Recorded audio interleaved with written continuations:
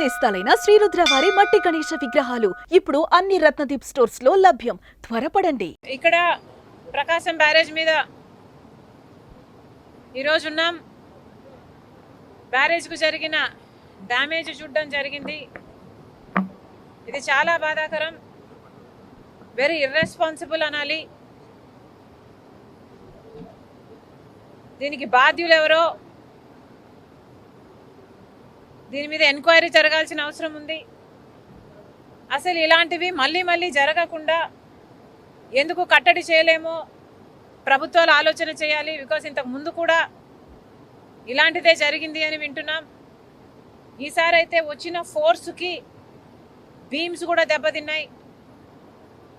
ఇది సామాన్యమైన దెబ్బ కాదు. ఇంత హిస్టారికల్ బ్యారేజ్, ప్రకాశం బ్యారేజ్కే ఇంత పెద్ద దెబ్బ తగిలింది అంటే దీన్ని చాలా సీరియస్గా తీసుకోవాల్సిన అవసరం ఉంది.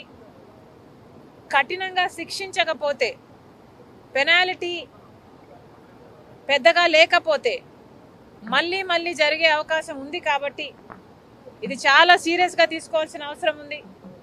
అంతేకాకుండా యాజ్ సూన్ యాజ్ పాసిబుల్ మరమ్మతులు కూడా చేయాల్సిన అవసరం ఉంది. గత ప్రభుత్వం, జగన్మోహన్ రెడ్డి గారి ప్రభుత్వం కనీసం ఎన్నో ప్రాజెక్టులకు కనీసం యాన్యువల్ మెయింటెనెన్స్ కూడా చేయలేదు. రాజశేఖర్ రెడ్డి గారు కట్టిన ప్రాజెక్టులకు కూడా కనీసం యాన్యువల్ మెయింటెనెన్స్ కూడా చేయకపోతే చాలా చోట్ల చూసాం మనం. గేట్లు కూడా ఊడి నదులలో తేలడం చూసాం. అలాంటి పరిస్థితులు రాకుండా ఈ ఒక్క బ్యారేజ్కే కాదు, మిగతా ప్రాజెక్టులు అన్నీ కూడా రాష్ట్రంలో ఎక్కడెక్కడ ఏమేమి అవసరాలు ఉన్నాయో ముఖ్యమంత్రి దృష్టి పెట్టాల్సిన అవసరం ఉంది. వాటన్నిటినీ కూడా నివారించిన అవసరం ఉంది. మరొకసారి ఇంత వరద, ఇంత ఘోర విపత్తు వస్తుందని ఎవరమూ ఊహించలేదు.